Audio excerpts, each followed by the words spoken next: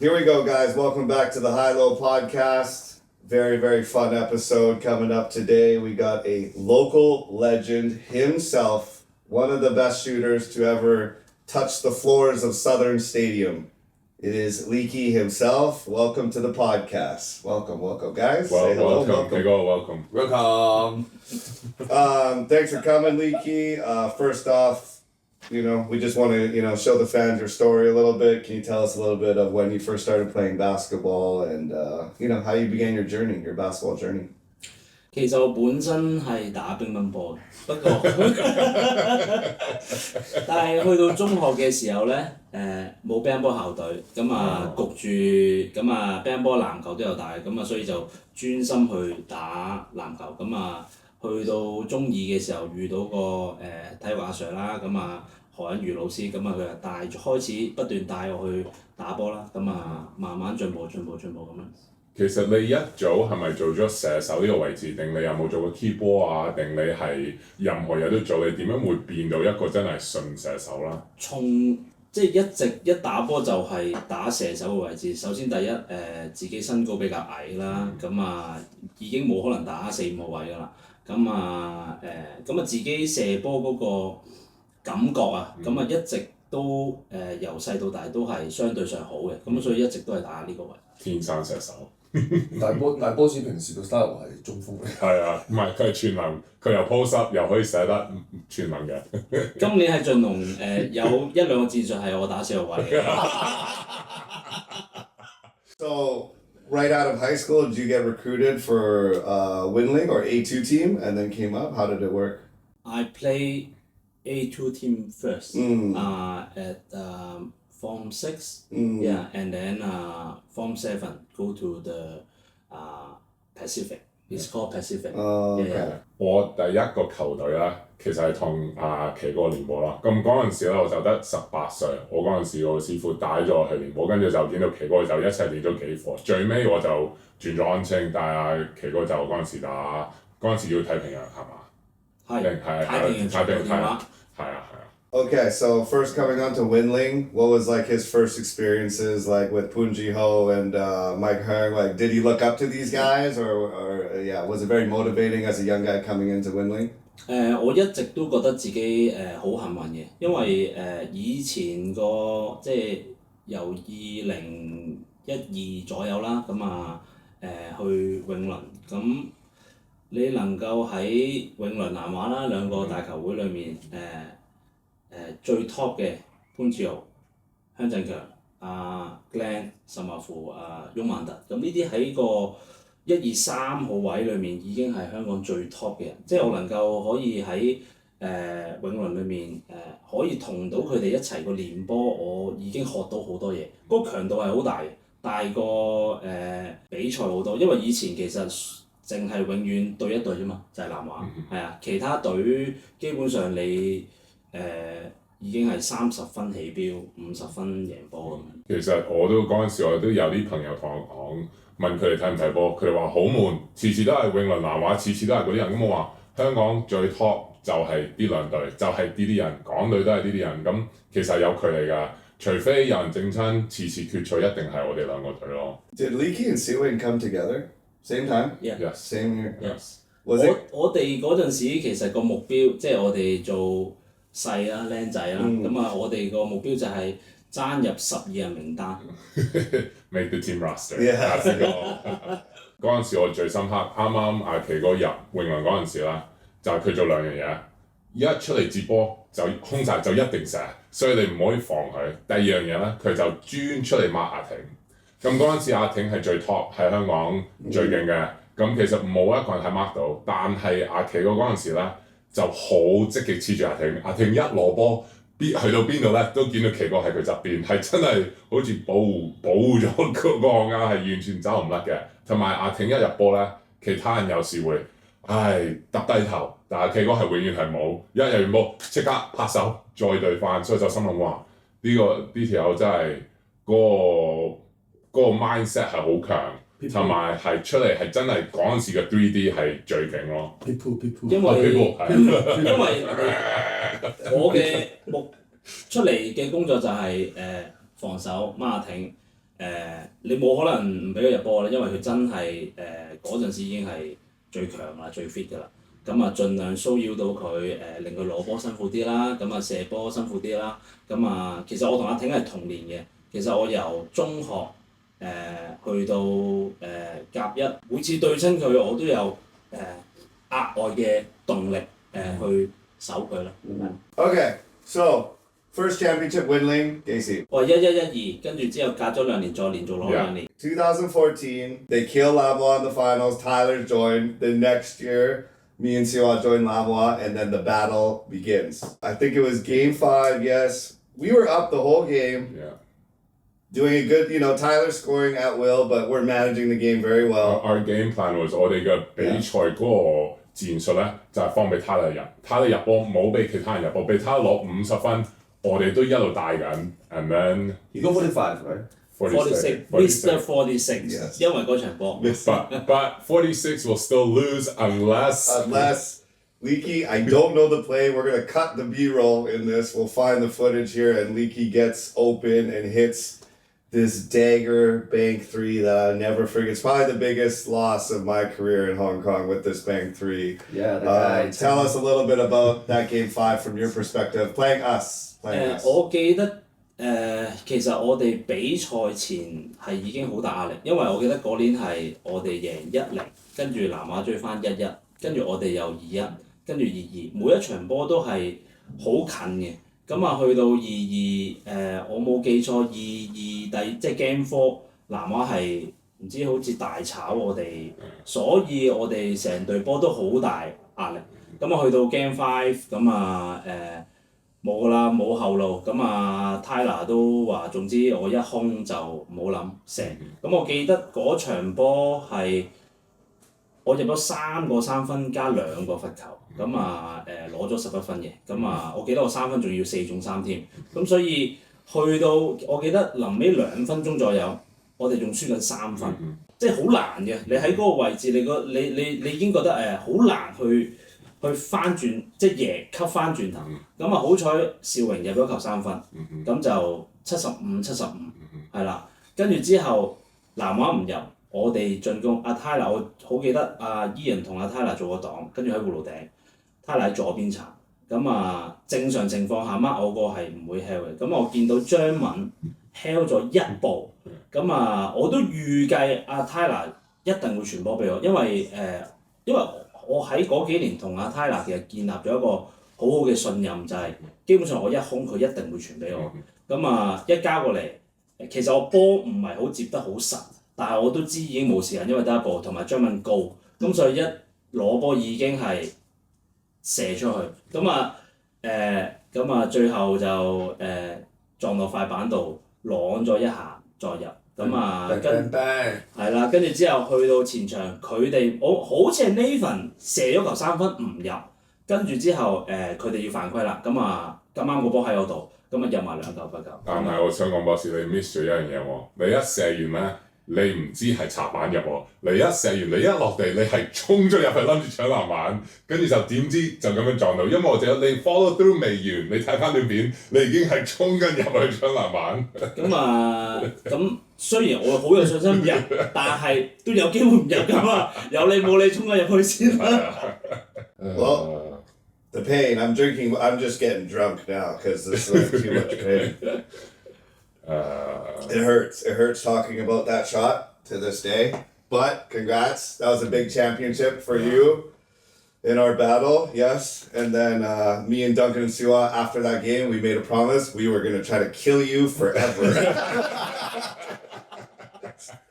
We're going to kill you forever. Okay, so the championship happens. We have to talk about it. How was the process with Dongfeng, Winling, Hoisan?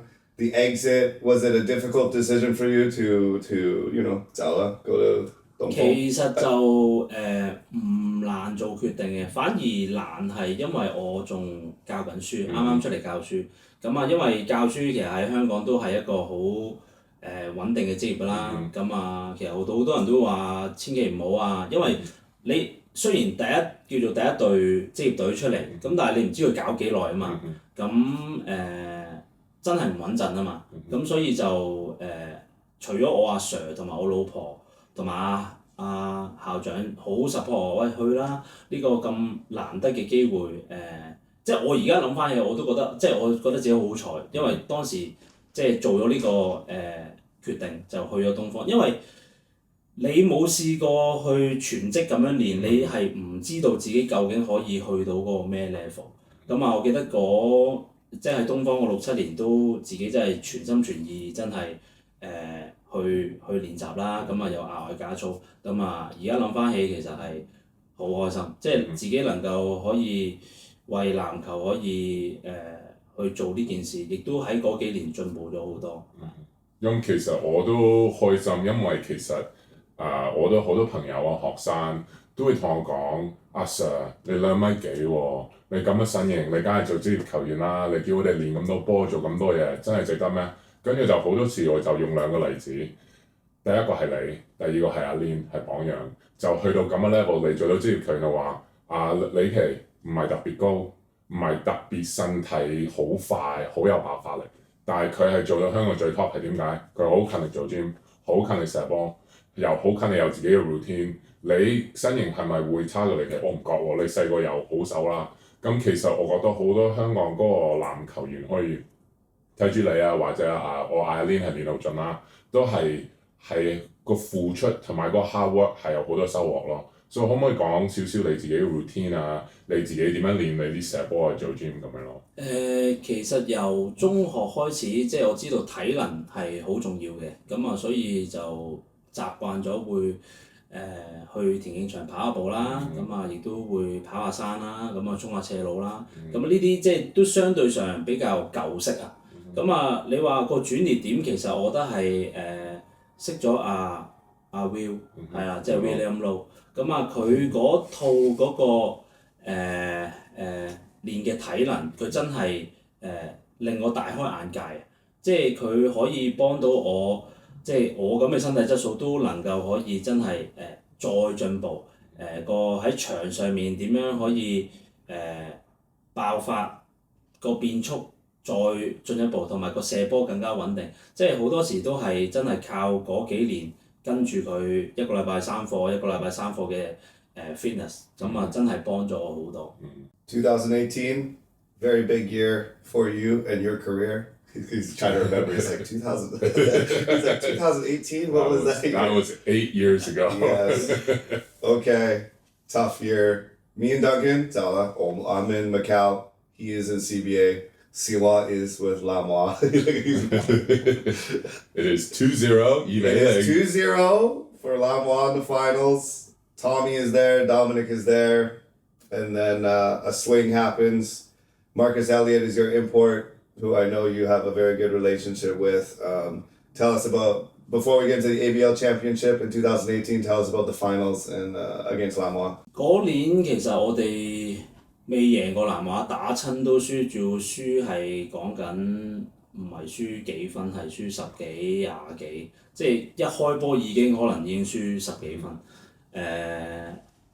我哋嗰年係我記得係第2年真係跟西班牙托里斯教練，第2年跟佢，咁啊喺東方係其實第3年。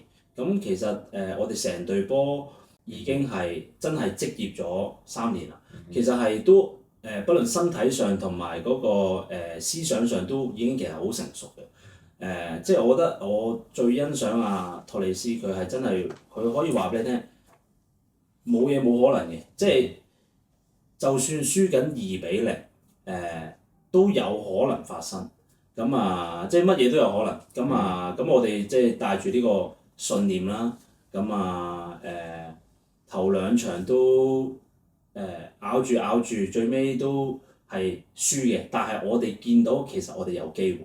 咁但係喺個戰術上面同埋有啲防守上面有少少嘢需要調整，即係我哋會睇片啦。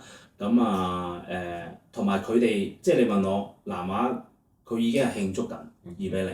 咁喺香港上面都真係冇球隊試過輸緊2-0連贏3場。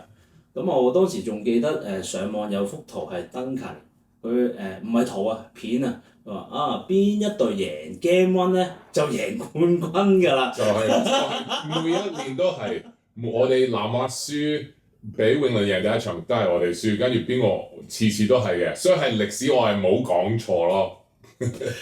2-0之後，其實南華佢哋即係你問我，其實係都幾囂張嘅。佢哋等陣重新。唔係，你有機會 reply， 你俾奇哥講埋先，跟住你陣間我哋攞笑話嗰個 reply 啦。即係佢哋已經覺得贏啊要慶祝啊，咁西班牙教練都話呢個就係我哋個機會係啦，咁所以我哋都係逐場做人打啦。Game 3追翻 Game 4追翻，去到 Game 5佢哋係自亂陣腳嘅，係啦，咁成場都咬住，咁之後 Vicky 又大爆發啦，嗰幾球波連入幾球，咁呢個我覺得係其實已經唔係喺個技術層面，係其實喺個心態上面係我哋去贏咗呢個冠軍咯。有咩想發表 When did it go wrong 笑啊？係啦，重申一次，唔係全部人都慶緊祝嘅，係有啲人已經買咗機票想去旅行。OK， 所以嗰年輸咗俾你咧，唔記得咗有一年又係對東方，跟住我哋贏緊2-0。我記得我嗰陣我係帶住張宇龍、元仔後生嗰啲嚟嘅。我係即係練波，大家贏2-0翻到南華會已經好放鬆啦，僆仔。OK， 我係發晒脾氣，我話以前已經發生過一次嘅啦。即係你冇得再發生，即係都唔關，好似你啱啱咁講，其實唔關技術事，係真係你一放鬆咗，你 pick up 唔到。冇錯。亦都有 ，there's also injuries, Dom got hurt。其實呢啲都係有關係嘅，有時你其中一個主力球員整親都會有影響。But 我都同奇哥係同意，你去到決賽，心態係最緊要，其他戰術你點樣面對嗰啲壓力係最緊要。But 都好多人做嘅。Where does that rank, Leaky, of A1 championships for you? Is it number 1? Your best favorite championship of all time? 永倫我係 Winling or Dongfeng? 2 Game 5s. You won in 2 Game 5s. 15 or 18。如果你問我，我覺得2018東方個冠軍係一定係最難忘，係啊。但係如果你問我，如果係辛苦嗰個程度嘅話，我覺得係永倫對南華我最後一年2015嗰年。點解咧？點解我咁講咧？因為其實由東方出嚟之後，其實啲球員即係 top level 嘅球員已經開始打散。以前南華同永倫嘅時候，得兩隊嘅時候，嗰個 level 其實係嗰個強度其實係好勁。係其他隊嘅正選。冇錯。咁所以其實你問我以前即係嗰幾年同南華打生打死嗰個強度係辛苦好多。係啊。我都其實嗰陣時都同啲朋友講，人哋都會話呢個人係南華後備勁唔勁？我話佢係仲勁過下四最勁嘅球員。我哋第6、第7、第8換到啲人入嚟，你要好集中。換咗呢個人入嚟，喂，佢哋3分好準，話呢個人搶籃板，佢哋一出嚟就做到咯。我覺得而家嘅甲組其實個水平同埋咁多唔同隊同埋外援係同之前係爭少少呢樣嘢咯。或者咁講會唔會而家啲隊即係相反咁講啦？你而家啲隊冇以前咁勁係咪？因為啲人打散晒，即係你自己圍內練波個質素已經低。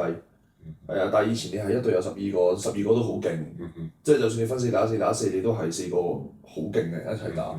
係啊，但係而家你練波可能你一隊得3、4個好勁，然之後有7、8個係可能普通啲。所以點解而家啲人話甲1嗰個水平個質素好似低咗？其實某程度上我覺得係因為啲球員打散咗，咁你變相咗作為觀眾，你望落去嗰個點解會有呢啲咁低級嘅失誤啊？咁樣即係會有呢啲事發生咯，係啊。你啱啱睇起托尼斯，你嗰陣時嘅東方教練，佢會唔會係你球員生涯對你嘅影響力最大啊？定你會唔會想講睇一睇其他教練，令到你自己嗰個 perspective 轉咗？定你會唔會覺得邊個對你嘅影響力，邊個教練係最大咯？其實一定係托尼斯㗎啦，因為我自己最 fit 嗰幾年都係跟托尼斯打啦。咁其實當你 fit 嘅時候，你做主力球員嘅時候，好多時你會好想去攞個波，係啦，咁即係個波唔喺你度，或者啲球冇傳到俾你，你可能話喂個波要傳俾我啊咁樣，咁但係佢會即係佢係會話俾你聽啊。佢有一句嘢我到今日都好深刻嘅，我有時都會分享俾啲學生聽。我話佢就話 Let the ball come to you。個意思係話，當一個如果你個球員夠強，個能力夠強嘅時候，個波無論轉邊轉成點，傳落邊度，最後都會落翻你嗰度。咁呢個我就覺得真係幾有意思。咁所以其實我跟咗佢之後，其實佢俾我個要求好簡單啫。佢就同我講話我知道你譬如喺 local 球員裏面你已經係最 top 嗰個，咁但係佢亦都見到我有時練波可能未係100%，可能淨係80%，因為好多時可能我用80%已經係最好啦。咁佢就話俾我聽，其實一個職業球員你係要每一次練波係要100%，係啊，無論你係咪最勁嗰個。呢個係幫緊你自己，咁呢樣嘢係亦都幾影響我嘅。咁所以嗰幾年其實我係每一次練波我都係俾足100%俾佢咯，係啊。我同你講個秘密啊！我哋次南丫對東方，我同小學講，你盡量冇俾利奇攞波，你點樣都好，你唔使啊！你盡量限制奇哥冇咁多，你同奇哥打交需要乜都好，你冇俾佢攞個波，其他係 OK 㗎啦。跟住小學同我講。冇問題，博士。我都有個 sorry 喎，咁對親東方咧，因為佢哋啲戰術其實都識背㗎啦嘛。係啊。即係佢哋有兩個戰術係奇哥喺下邊用2個擋走出去，跟住接咗波，仲要有個中鋒擋住嗰啲 screen 咧，咁都唔係好㗎啦，都 moving screen 㗎啦。咁奇哥係大隻喎，即係你未去攞擋已經打交打到已經好攰。跟住咧，我好記得。真係個4號位Sam 界張文，真係補慢咗2下㗎啦已經，跟住入咗2球，跟住余禮陽行過嚟，I got Nicky， 跟住我已經好嬲望住余禮陽 ，OK，you go try， 跟住轉個頭3秒之後，奇哥 fake Nathan 跳咗出去，跟住入咗球3分，跟住我望住余禮陽，余禮陽望住我話。I got him back. 余禮陽話 OK. I have a question because, okay, ABL championship, we won't get too much into it because the ABL is finished and gone. You won it your first year, but I just want to talk about, I've always watched you. You've had a very good relationship with your imports. Marcus Elliott, Brandis, CJ. You're very good at interacting and getting close with the imports and playing well with them. What is your what is your secret to building these relationships with the imports? 其實我覺得最主要係你夠膽同佢哋溝通，即係我都可以分享另一個故事，就係 Tyler 啱啱嚟香港喺永倫嘅時候。Forgot about him. Sorry, the Yellow Prince too. Tyler. We talk about him enough on this podcast. Yeah, we talked about him enough. Keep going. Sorry. 即係其實成隊波冇人同佢傾偈，即係可能大家語言上有啲人可能唔係太識講英文啦，咁或者有啲人好驚同文化上啦。係啦，咁其實你問我，其實佢哋嚟佢哋都好願意同我哋 local 去交流嘅，或者應該咁講。如果你問佢喺技術上面或者球場上面嘅嘢，佢好願意分享俾你聽。但係個問題係你首先要夠膽同佢傾偈先。咁所以嗰幾年喺 ABL 啦或者永倫啦，啱啱 Tyler 嚟嘅時候，即係我自己射波我都覺得有個轉捩點就係跟咗 Tyler 射波。你可以喺佢身邊望下佢嗰個節奏啦、射波嗰個方法啦，你唔使嘅，佢都唔使教你添。你跟住佢，你已經係會射波準。咁去到 ABL 咁我記得練波最多情況嘅時候試過係8隻鬼嘅，2個外援2個亞援，跟住亦都2個跟操，咁體能教練又係鬼嚟，咁所以個強度其實係好大嘅。咁都係一樣你要同佢哋話俾佢聽，你係香港或者打波，你想點樣同佢夾？你肯同佢溝通，其實佢都會好願意同你溝通。咁啊當然你都要同佢搞下笑啊。咁啊有時可能同佢哋食下飯啊。咁啊我覺得打籃球就算職業隊都係，你唔係淨係打籃球。好多時喺球隊嘅文化都好影響隊波嗰個氣氛。Who's your favorite?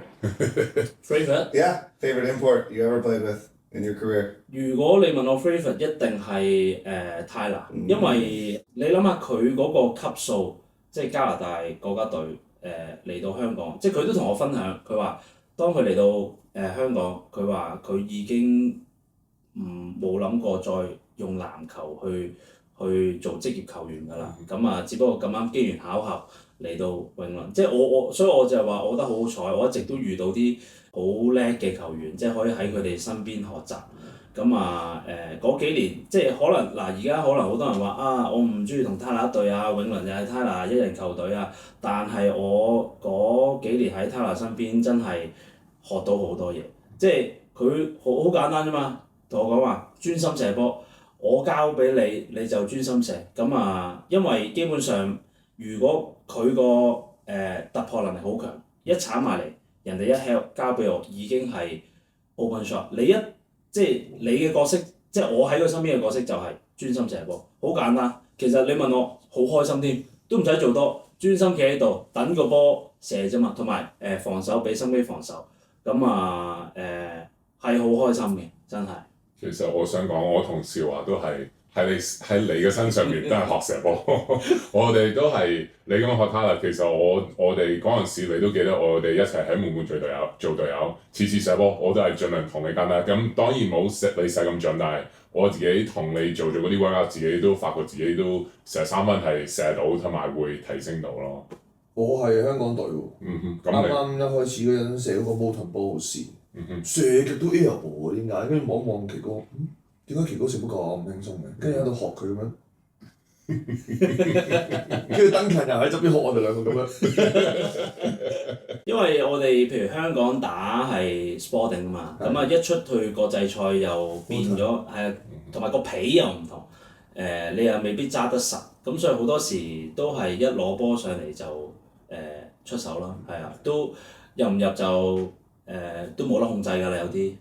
A lot of interesting topics with the national team。我哋都想問你 ，which is your favorite trip？Hong Kong team 出去亞錦賽 Asian Games，like do you have one trip 係好深刻？你會點睇咁多次打香港隊？如果你問我最深刻一定係13年菲律賓個亞錦賽。咁啊，我哋其實中生代啦，有我啦、Duncan 啦、詹士啦、林萬俊啦、阿賈啦、肥偉，咁啊，阿黃李健華。係啦，阿黃啦，咁啊嗰年其實冇人 expect 我哋會有任何嘅成績嘅，基本上亞錦賽全部人哋出一隊，同埋個水平亦都好高。咁啊，最後我記得最尾嗰場定係尾二嗰場對巴林，係咪啊？對巴林係。係啦，爭第10，係啦。我哋最尾仲要係最尾臨尾先拉開，最尾贏咗啦。咁啊攞第10。咁我諗呢個都係我諗近10年或者10幾年最好嘅成績啦。咁啊，其實嗰年成隊波即係大家後生仔亦都無分你我啊。咁啊每人亦都唔會介意自己出幾多。咁啊，因為始終有時有啲球員可能出得少又會唔開心啊嗰啲啦。咁但係嗰次個 trip 其實就冇嘅。咁啊好平均，亦都好平均咁樣出場添。咁啊，大家差唔多咁啊，所以嗰年其實我覺得係幾開心嘅，同埋以贏波嚟到結束，其實係我諗對香港籃球嚟講都係難得嘅。其實嗰一次都係我最開心嘅 trip，但係我覺得最慘係因為都係第2次我出 trip，已經係最開心，因為你亦都提過一樣嘢啦，我哋差唔多每一場波咧，邊個得分最多係唔同人啦，有一場我啊，有一場你，有一場邵榮。亦都有其他人嗌價，肥偉、棟梁都全部發揮得好好咯，所以其他隊都唔知點樣抱住我哋，一 double team 我你就入，啲人盯住你，我哋內線係打到，同埋我哋咪單止贏到巴林，我哋同其他隊都咬住最近，我最深刻係我哋對菲律賓嗰一隊主場一隊去到第4節，我哋係領先緊，有2萬人喺度好靜，只不過我哋啱啱實力唔夠強，最尾輸翻俾佢哋。但係我哋打完幾場，我記得我哋都練完波或者食完飯，我哋行下咧，啲喺街啲人都會走過嚟，哇！你哋好波喎，但係好彩你哋冇贏我哋啊！有好多人就走去同我哋講呢樣嘢，哇！我哋都唔知香港隊咁勁喎。跟住其實嗰個感覺係好難得，特別我哋香港隊，我哋都一定冇其他嗰啲大國家咁勁。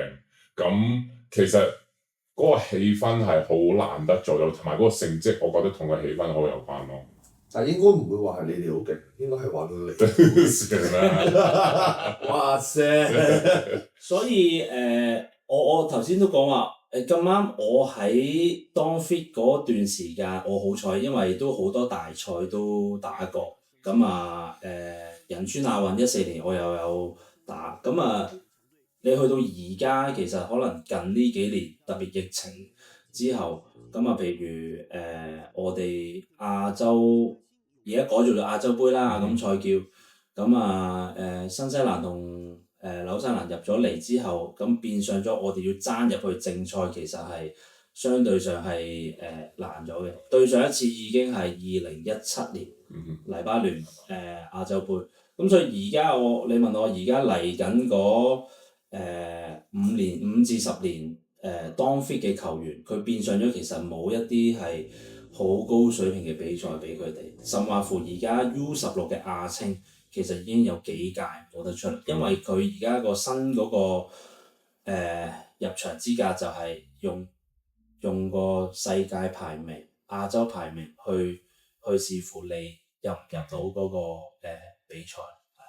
想問你打咗咁多場香港隊，你有冇一場係特別深刻，係對邊一隊你特別 fit，或者你嘅印象係特別強啊？我諗係世界盃外圍賽啦，咁啊對韓國，我記得嗰個邊度，我記得係作客先對韓國，跟住之後主場再對韓國，咁啊作客都嗰日好凍，我記得仲唔知0度，有啲落雪，即係我哋都好少喺呢啲天氣打波，咁啊好彩球場人哋有暖氣，咁啊嗰場我記得好似入咗5球3分，攞咗23分啦，跟住翻嚟主場，咁啊佢哋都開始針對會叉出啊double team 啊，咁啊咁啱嗰場又係好 fit，咁啊記得入咗8個3分。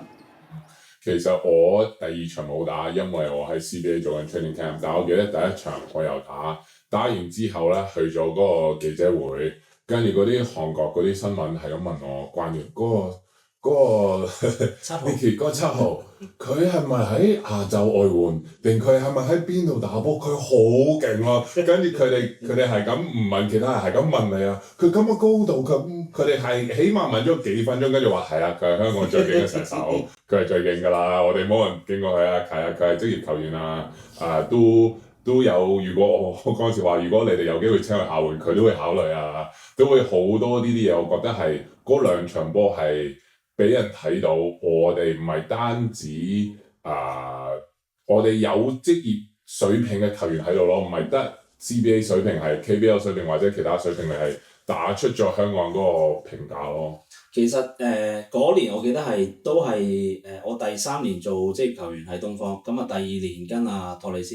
其實我哋嗰年咧係好多比賽打 ABL 啦、香港隊啦、本地啦，咁加埋其實係講緊差唔多成60-70場比賽，咁啊已經係好即係對個比賽已經係慣晒。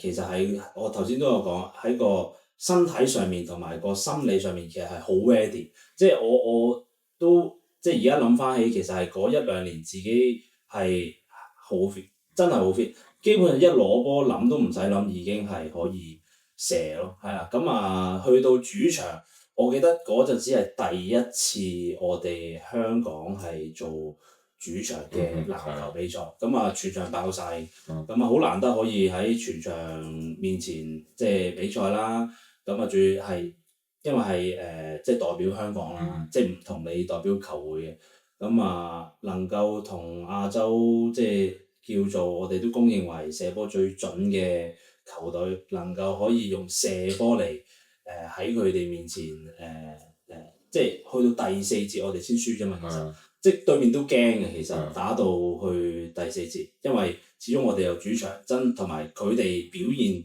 嗰日亦都唔係話好好，係啊，我哋嗰日其實有機會，咁所以其實開心嘅，即係能夠可以即係花咗咁多時間喺個射波上邊可以表現到出嚟。我都香港隊都做咗你隊友都差唔多10年啦，亦都滿滿我哋有合作到啦。其實我會覺得你同其他 local 球員，你有一樣嘢你係做得好好，係比較似外援，係你個信心係保持得好好。嗰個球波你有時邊個都會射大針，你大針或者唔入，或者一場波你係打得唔好，你調整得好快。你嘅信心係咪不嬲都有嘅？定呢樣嘢你係自己嘅 mindset 你有 build up 啊？定你沒有咩嘢係可以做呢樣嘢做得咁好咯？其實由我諗由永倫開始啦，咁以前嘅角色係可能係專心射波、專心防守，你得一個機會嘅啫，你出到去射唔入，翻嚟坐咯，你入打多2分鐘咯，咁所以變相咗已經係對啲機會係好珍惜，同埋一定要把握到。咁你有呢個 mindset 嘅時候，咁唔入咪翻嚟坐咯，下場再嚟，唔係嗰場，下一場比賽再嚟咯，因為你可能已經冇機會啦。如果你 open shot 唔入，咁所以變相咗你嗰個心態上面一定要好強。咁你平時練習你未練到我要10中9、10中10，即係冇人 mark 嘅情況底下。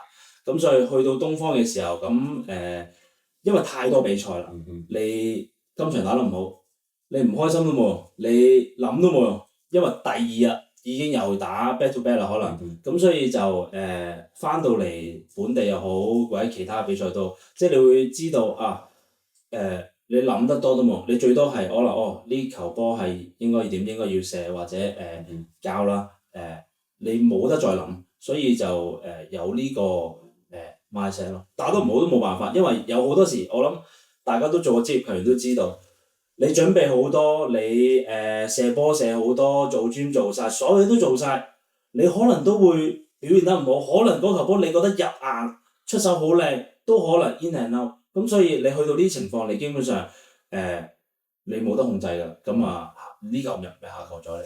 其實我覺得呢個係好多香港嘅球員同學生都值得去學習咯，同埋我自己都做咗職業球員，我都有好似你講，都要你有一個過程，因為香港你喺香港打波，你見識個外援同埋嗰個球場嗰個情況咧，好有限制，好多時你做到最 top，你正常嗰場波就贏，但係你出到去，你對一個 NBA 嘅外援，有時你係真係你做晒你要做嘅嘢，你會輸，你幾 fit 都好都冇乜用咁。你英文有個説話係 control the controllables， 咁其實你講好多嘢都係呢樣嘢，你做好你自己嗰啲嘢，你做唔好唔緊要啊，聽日再嚟。